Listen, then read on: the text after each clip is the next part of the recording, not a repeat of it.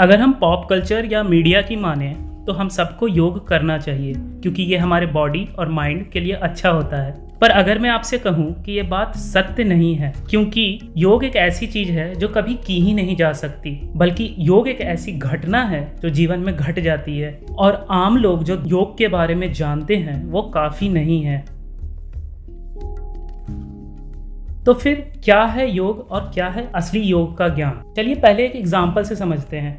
एक ऐसी क्रिया जो हम रोज करते हैं, जैसे कि सोना यानी स्लीपिंग। अब मैं आपके सामने 2 सेंटेंसेस रख रहा हूँ, आपको बताना है इनमें से कौन सा सही सेंटेंस है।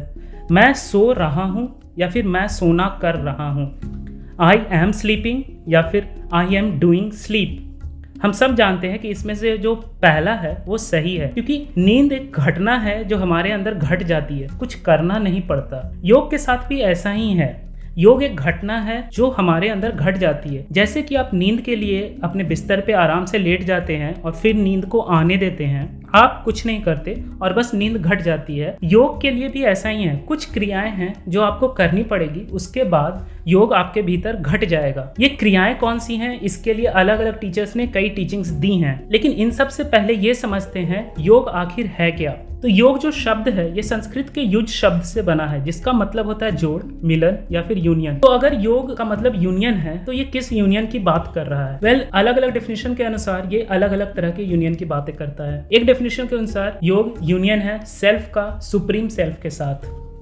दूसरे डेफिनेशन के अनुसार ये यूनियन है ऑब्जर्वर का ऑब्जर्व्ड के साथ। एक और डेफिनेशन के अनुसार ये यूनियन है बॉडी, माइंड और सेल्फ का। एक और डेफिनेशन के अनुसार ये यूनियन है यिन और यांग का। एक और डेफिनेशन के अनुसार ये यूनियन है एवरीथिंग का।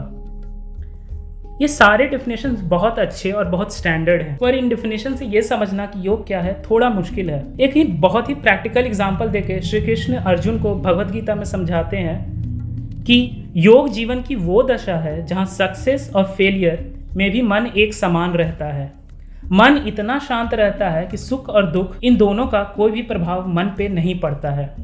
योग को अलग अलग नामों से भी जाना जाता है, जैसे कि बुद्धिस्ट स्कूल्स में इसे निर्वाण कहते हैं, जैन स्कूल्स में इसे कैवल्य कहते हैं, वैदिक और वेदांत स्कूल में इसे मोक्ष भी कहते हैं। जो लोग योग की साधना करते हैं उन्हें साधु कहते हैं, इंग्लिश में इन्हें मॉन्क भी कहते हैं। जिनकी साधना कंप्लीट हो जाती है उसे योगी कहते हैं। इन्हीं योगियों को हम भगवान की उपाधि भी देते हैं।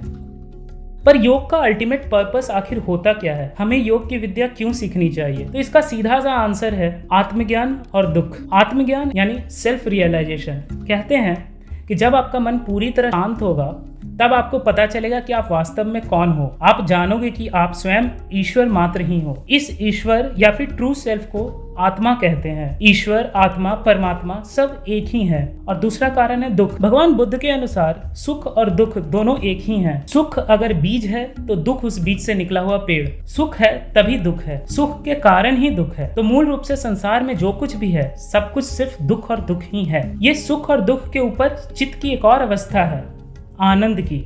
ये आनंद की अवस्था केवल योगी लोग ही जान पाते हैं। और ये आनंद का मतलब हैप्पीनेस नहीं बल्कि कंटेंटमेंट होता है।